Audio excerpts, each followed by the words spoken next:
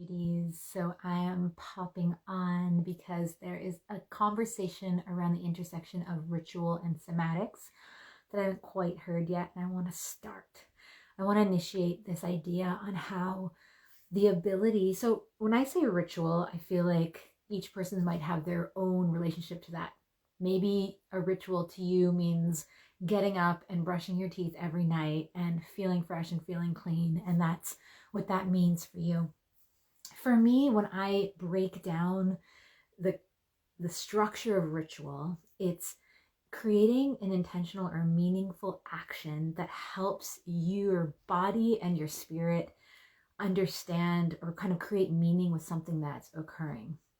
So what I mean by that is when I choose to partake or curate or bring people together in community rituals, which is my favorite way of doing magic, because there's so much more possibility for nuances and input that goes from beyond my own self into the collective. But when I bring people together, when I'm in community magic ritual spaces, there's usually a few components. So there'll be, okay, what is the theme or the energy that you want to create the ritual around? Right now, so where I live, we do ceremonies and rituals around the Sabbath. So like each turn of the wheels, we just had this really fun one for Samhain, and so what I would do is we feel into like, okay, if this is a celebration of a turning of the season, how can we integrate actions into our ritual that helps our body orient to that transition, if that makes sense. So it's these actions that actually gets our body to be on board with the intention or the magic that we're cultivating. And vice versa, it's rituals have the opportunity for us to slow down aspects of our life that might feel really out of control and create actions that help us almost have a different conversation with that part of ourself through these symbolic gestures. And you'd be surprised the power of symbolism. I believe if you like strip down so much profound meaning that we make subconsciously just being humans around the images that we see or don't see, or that are inherited through our lived experiences. There's so much symbolism. And so when you're creating a ritual, it's important to play with that idea of what are some symbolic items, symbolic actions that are meaningful for you. So I'll give an example of the ritual we just did with our community. It was so sweet. I just made a little reel. And so around this time of the year, so how in our community around Beltana, so like Beltane, which is like, okay, like life is the fecundity, the land is like seeping, the flowers are bursting. We bring everyone around the land to like wake the land up with bows of flowers and sprigs of plants and sing to it and dance the maypole. So that's a lot of like we're coaxing up the energy of the land. But right now it's Samhain time. It's like we're starting to actually tuck the earth's energy in. We're tucking the parts of our tendrils that have kind of gone out and created a lot of opportunities and maybe flailed a lot.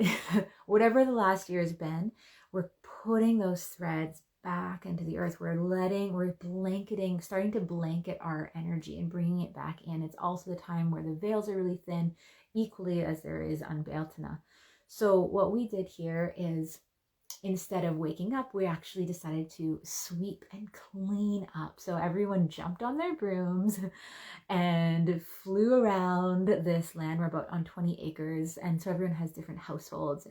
And so we got to go fly around on our brooms with the kids and go to each household, which would have an altar that had a lit jack-o'-lantern, and kind of maybe there was ancestor pictures, whatever each household wanted. And we would go as community and take our brooms and energetically and physically sweep up around the household's land, because we're just cleaning up the debris of the whole year, because it's also a new year, at least in my tradition. So we're cleaning up the old so that we can make space for the new. So that's an example of how something like a broom can be integrated and symbolically let your body orient to there's change, there's movement, there's something old that's being swept away to make spaciousness.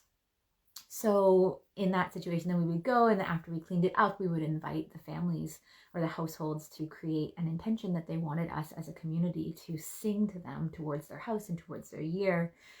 And then we ended with a big bonfire ancestor feast. But why I'm bringing that up is like, so even with our fire, it's like what we decided is that we could have just had a fire, but no, there was some chairs that we needed to burn for sure. And we put them into like a little seating area.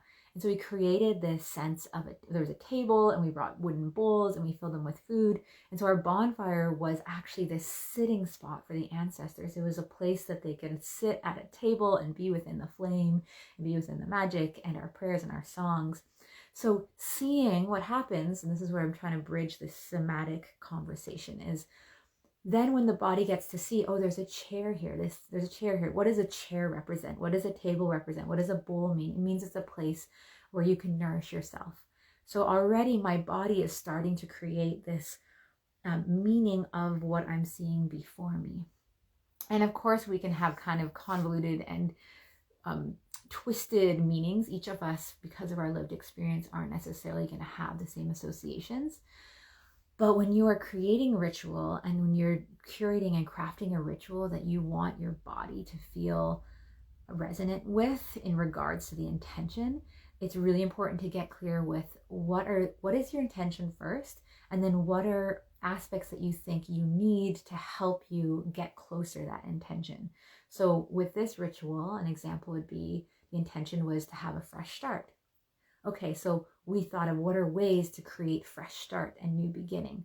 And then how do we integrate those actions into the ritual? So in the ritualist path, which is coming up, I've had to adapt and pivot it a lot because there's been a low attendance. And so what I'm at right now is I'm turning it into like this. So the ritualist path, I'll do in another video, just give you an idea of what it looks like. But it's this archive of my life's work of ritual turned into like a 6-month online course. And so this course is something that I want to be fun and accessible, and a place that people can kind of dip their toes in, depending on how much time you have. So when you go, you'll have an opportunity to go into like my archive of teachings, and that archive will be specifically tailored, and there's a lot of videos in that archive because I love doing videos. Less opportunity to have to edit myself. And so there'll be an archive of applicable teachings, and some of them are short little videos, some are longer, and that'll be for each moon. And usually if there's a Sabbath, so this is Samhain, there'll be a theme. This theme of this month is called Into Blood and Bone and Ancestral Magic. So you can play with those bite-sized archives. You can play with some of the audio teachings.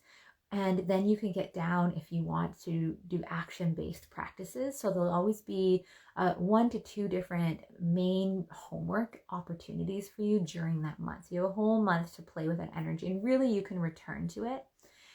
And so then once you get into those teachings, then at the bottom, if we're at a Sabbath, you're going to have an opportunity for the seasonal soul rituals, along with community ritual templates, which I've put together from my last cohort.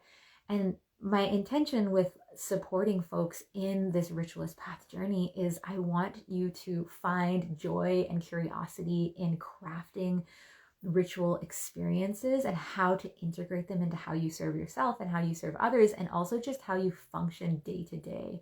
That by bringing the ritualist lens into anything, I'm talking about, like, you can bring the ritualist lens, you can put on your ritualist goggles and do dishes and turn it into a deeply like impactful, meaningful experience where you're like excavating the parts of yourself that need clearing. So the ritualist, and when I'm going to pull it back to somatics and rituals, is that it's a way of letting our spirit and those parts of us that are not tangible find home and find meaning in this world, in this physical world, through creating intentional actions that we can relate to and associate meaning with. So do check out the Ritualist Path. We start on the 20th, and like I said, it's go at your own pace. It's a membership. You can even take a trial. There's like 3-day trial, and you can end it anytime. And you can also sign up throughout the next 6 months, really, if you just want to join in certain Sabbaths. So check my bio. It's super affordable. It's like $55 a month. And it's just a place that you can start tapping more into ritual and, having me as your little online sidekick. We will meet once a month for folks that want to just like pick my brain on things that are happening and have like a mentorship call. Totally up to you, but do spread the word, and I look forward to hearing and seeing your ritualist adventure in pixels. Ciao.